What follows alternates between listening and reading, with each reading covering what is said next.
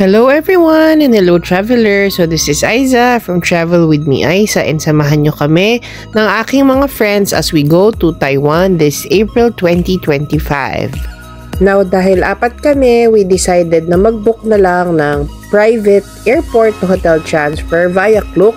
Ang binayad namin is 2,079. Yung kotse is Hyundai Staria.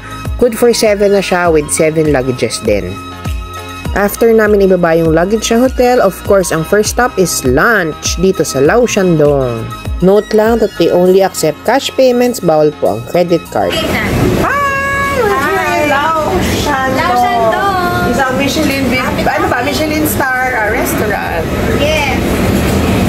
Now, ang kanilang specialty dito is ito, yung kanilang hand-pulled noodles. So, ang in-order namin is dalawang order ng beef noodles. Tapos, umorder din kami ng dalawang rice dishes kasi nga parang gutom na gutom kami. This was already around 12 o'clock. So, saktong-sakto for lunchtime.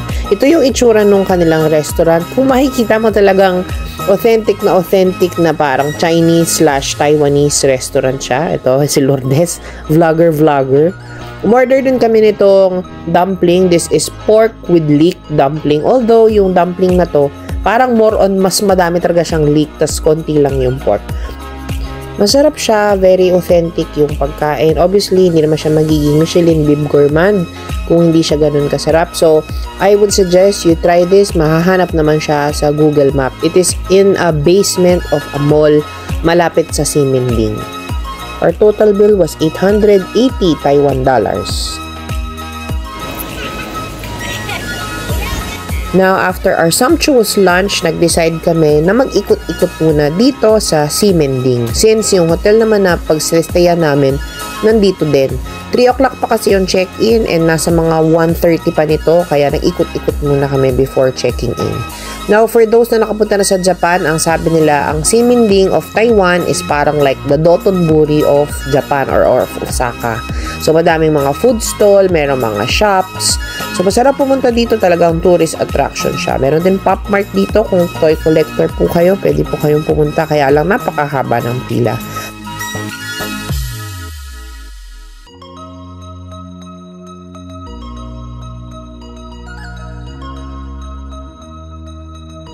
Now, katabi nitong Pop Mart is itong Shin Fu Tang. Kilala po siyang bubble milk tea shop dito sa Taiwan. So, this is our hotel. The Hotel Lin In Wanyan. Dito lang siya sa Ximending. 15,700 yung aming binayad for 3 nights. Good for 2 packs. So, after checking in and resting, lumabas kami ulit nung gabi para naman dalawin ulit ang Ximending at night at makita at mag-picture-picture dito sa kanilang famous Rainbow Road. After nun, nag-decide kami na pumunta sa Rauha o sa Rauhe na night market. So, nag-MRT kami. So, ito muna yung mga pictures namin. Syempre sa Rainbow Road, picture-picture muna.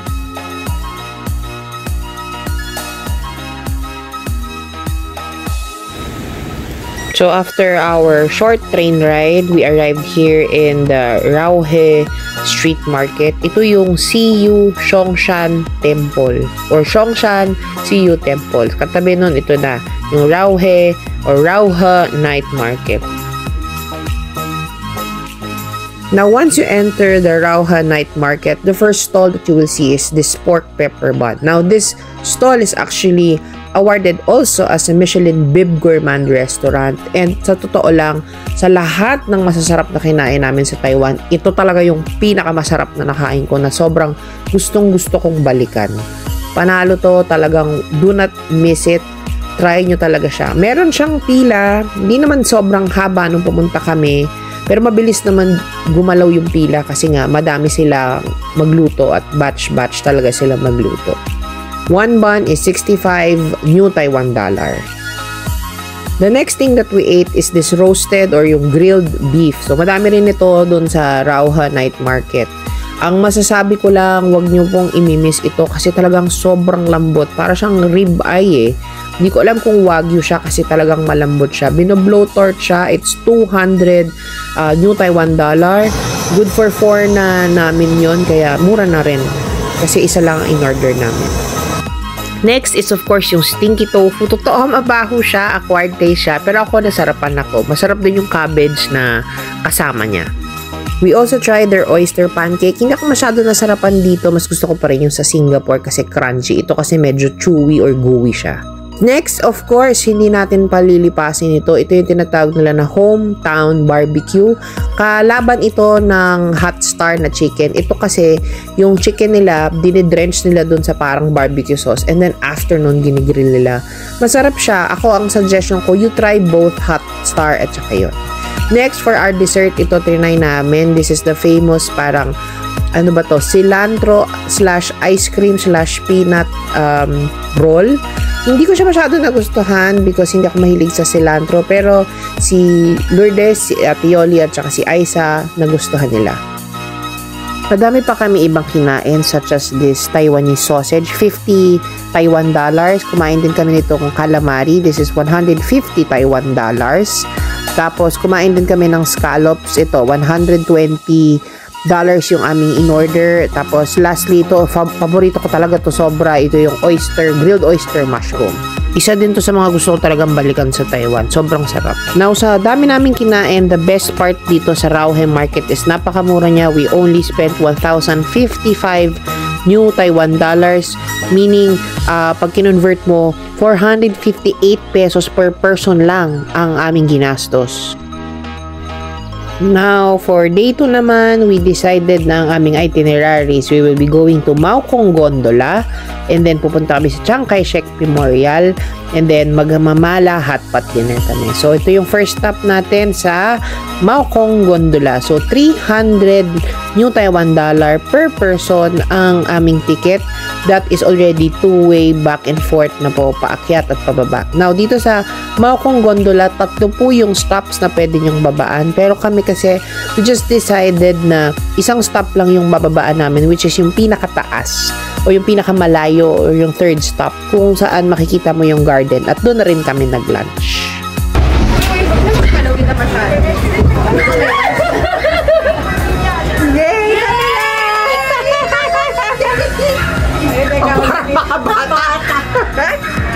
Kami lang, 4 lang, konti lang. Yay! 4 lang kami. Kami lang, exclusive. Yes! Hindi na kailangan magbayad ng extra. Chartered. Yes! Chartered. Sino unang matatakot sa aming lahat? Kapit na ako. Walang gagalaw masyado. Walang hihinga. Bakit ang bilis?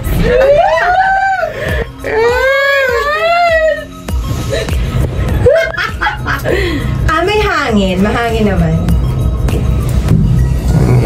Yes. Ayun yung Taipei 101. Kita ka ng konti. Ano tawag dito? Maokong Gondola. Maokong Gondola. Try nyo to. When you go to Taiwan, try this one. 300 per head, one way. Two-way na yun. Two-way. 300. Yan. 180 pag one. 180 daw per head pag one. Now, pwede ka rin sumakay dito sa Maokong Gondola if plano mo rin pumunta sa Taipei Zoo. So, yung second stop nitong gondola will lead you to the zoo. So, kami, as I said, hindi na kami nag-zoo. So, doon na kami sa 3rd stop bumaba. Now, when you alight at the gondola, sa 3rd stop, ito yung makikita mo, a very picturesque view of Maokong and the mountain. So, nung dumating kami sa Taiwan, that was around 2nd week of April, and hindi siya malamig, hindi naman siya mainit. Ang temperature was around 24 degrees in Taipei, pero ito, since nasa taas kami, nasa bundok kami, around 22 degrees yung temperature during the time that we went. Now, pag nakita nyo, pagbaba nyo, meron namang mga food stops, merong mga ice cream na binibenta, at madami ring mga tea houses dito.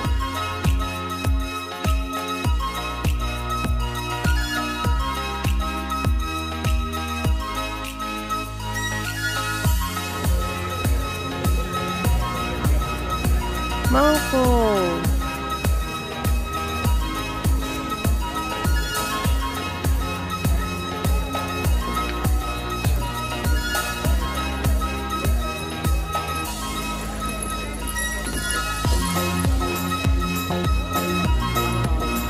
Now, after strolling around, nag-lunch na kami. Ang kinain namin is pork on rice, radish soup, at saka stinky tofu.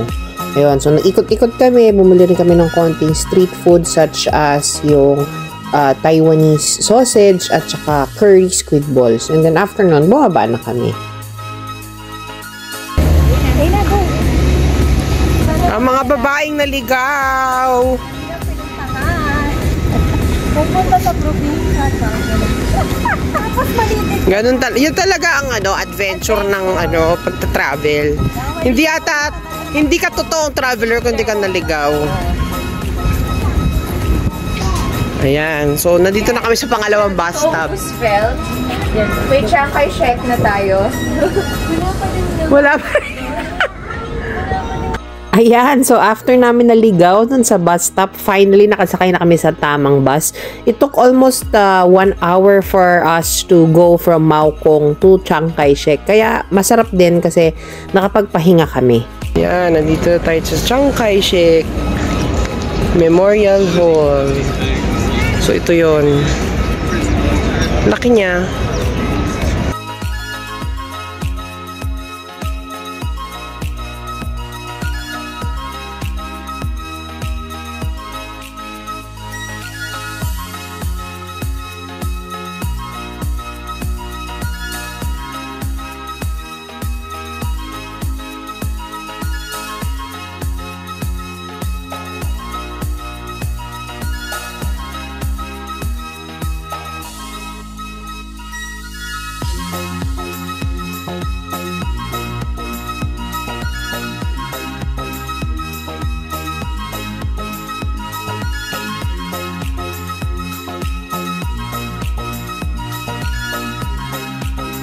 So, after a tiring day full of walking, dito na kami nag-dinner sa Mala Hot Pot. Bumalik kami dito sa Ximending. So, kung makikita mo, ganyan kadami ang kanilang mga choices. Sikat itong Mala Hot Pot sa Taiwan kasi they don't just serve ordinary beef. They actually serve Wagyu beef at unlimited ito. So, kung makikita nyo, ang dami-dami niyang choices. May gulay, may mga abalone, may crab pa nga siya. Meron siyang mga intestines, mga laman loob. Tapos, ang dessert na pwede mong kainin is not just yung mga ganyang klaseng square desserts, but meron din silang Häagen-Dazs na ice cream. So, this was 998 Taiwan dollar per person. So, medyo mahal siya, pero worth it naman kasi nga Wagyu ang kinain namin. For our day 3, we decided na mag-book ng private car sa Klook. So, itong private car na to is worth 8,543 pesos. So, nasa mga around 2,200 per person. Maganda dito, 8 hours mo maaarkila yung kotse with a driver. So, ikaw ang bahalang gumawa ng itinerary mo. So, in this case, ang pupuntahan namin is yung Shifen, Jufen, at saka Taipei 101. So, ito yung Shifen.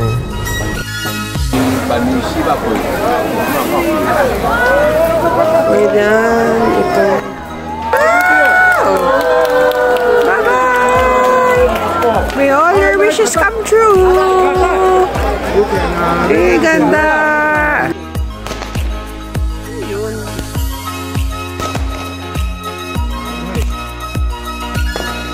If you are enjoying this video, don't forget to like, share, and subscribe sa aking channel, Travel with me, Aiza.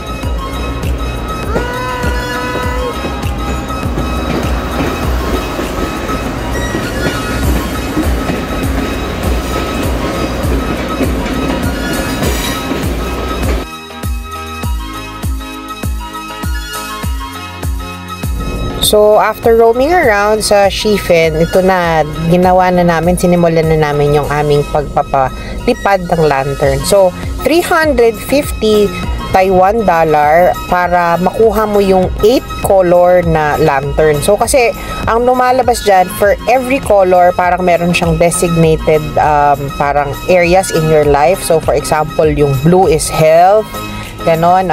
Orange is for business. Ganon siya. So, ang pinili namin is yung 350 na 8 colors. Meron din kasing 250 na Taiwan dollar. Pero 4 colors lang. Eh, syempre, no, ma-maximize na namin. Doon na kami sa 4 na kulay. So, ito na. Pinapalipad na namin ang aming wishes. We really are manifesting and hoping that all of our wishes would come true. Our wishes will come true! Yay! Okay, one more just Emma. Puhai!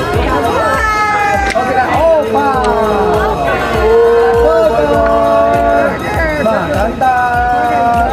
One more, say hey! Okay, salamat. So, after our lantern experience, nag-drive kami ni Kuya Philip, yung aming driver, dito sa Shifen Waterfalls. This is just 5 minutes away.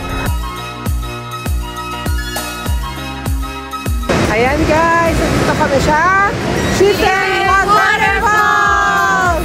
Don't go chasing waterfalls. Ayan o, ganda. Nice. Ganda pa ng weather, ang lamig.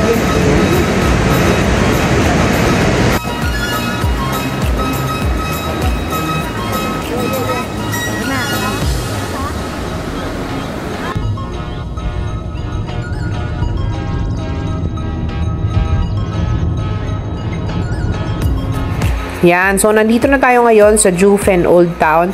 Malalaiken ko siya sa parang Binondo dito sa Pilipinas. Madaming mga tea houses, mga food stalls, mga shops, kung saan pwede kang mamili ng iba't ibang souvenirs o mga pasalubong or mga trinkets sa iyong Taiwan trip.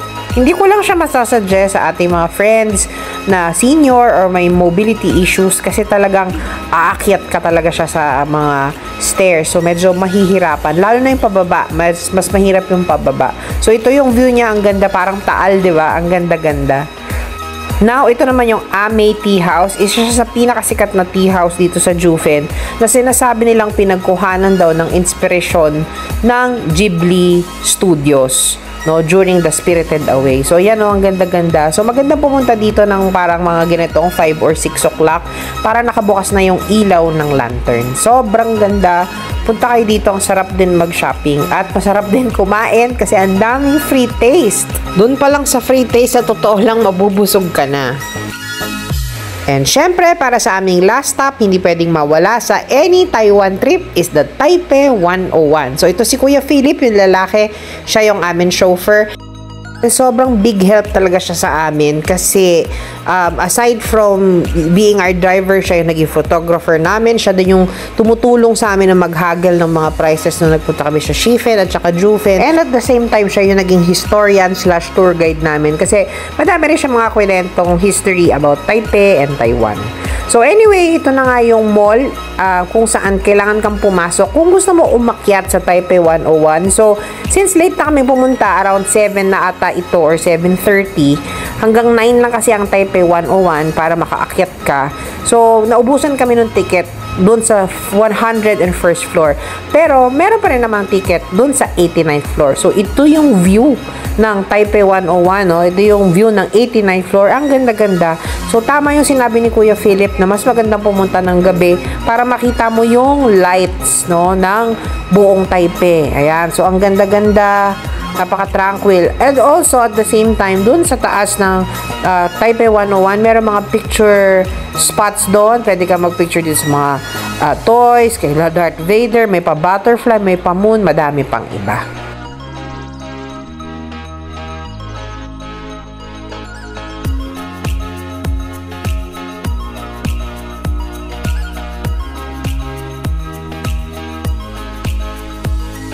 Now, of course, for our last and final day, nag-decide kami na umikot ulit sa Ximending. Pumunta kami dito sa Sanrio 7-Eleven. So, it's a typical 7-Eleven lang. Parehas yung binibenta. May konting portion lang na nagbibenta sila ng Sanrio toys. And mga Hello Kitty, Kuromi, yan sila, Cinnamoroll, ayan, ang cute.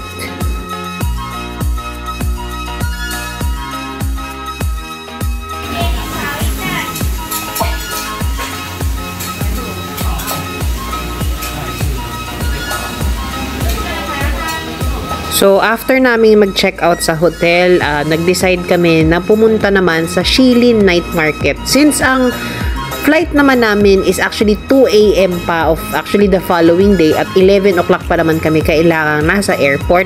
Meron pa talaga kaming mahabang oras para mag-ikot-ikot. So ito na, nagpunta na kami sa Shilin Night Market. Malayo siya actually, pero bus ang sinakyan namin. So syempre, ang first order of the day is matikman itong sikat na Hot Star Fried Chicken. Hot Star. Ano siya kalaki? Laki ng mukha. Well, malaki yung mukha ko, pero halos yung laki ng mukha.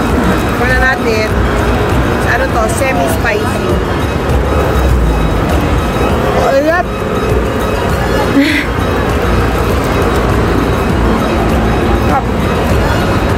Mainit! Welcome to Shilin Night Market, Taiwan Day 4! So, the Shilin Night Market is considered the oldest night market dito sa Taiwan. So, maganda siyang puntahan. It's different from Rauha Night Market kasi ito mas malaki. Pero, between the food na napansin kong nakain namin dito at saka sa Rauha, mas gusto ko yung mga pagkain sa Rauha. So, pero again, hindi ko masasabing hindi masarap kasi masarap talaga.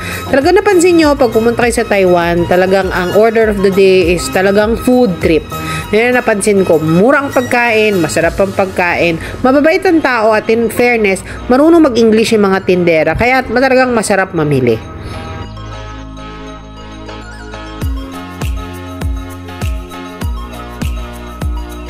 Now, for dinner, nag-decide kami na pumunta sa isang sit-down na restaurant kasi nga, lakad na kami ng lakad and we were also very tired na kasi pang-apat na araw na. So, ito yung kinainan namin. I forgot the name of the restaurant but it's a teppanyaki restaurant. The food was okay. Hindi siya ganun kasarap. Mas gusto ko pa rin yung steak o yung beef na kinain namin sa Rauha. Pero, okay na rin. Tsaka kasi considered siya na mura. After our dinner, naglakad-lakad pa rin kami sa Shilin at kumain ng mga konti-konting food like this pork dumpling and then nag-milk tea na rin kami sa 50 milk tea. Dito yon. Now, for this Taiwan trip, dalawa lang yung milk tea na trinay namin which is yung Shin Fu Tang at saka itong 50 milk tea. Hati talaga ang reviews. Yung iba mas gusto ko itong 50 pero ako mas gustuhan ko yung Shin Fu Tang. All in all, I really enjoyed our Taiwan trip. Iba talaga kapag kasama mo yung mga kaibigan mo, tapos game kayong lahat, tapos short and sweet trip lang. So, na-in-love talaga ako sa Taiwan. This is my first time and definitely will not be my last. So, I hope na nag-enjoy kayo dito sa aking vlog. I hope you also share and like this video. And of course, subscribe sa aking channel, Travel with me, Aisa, for more travel videos. Bye guys and safe travels!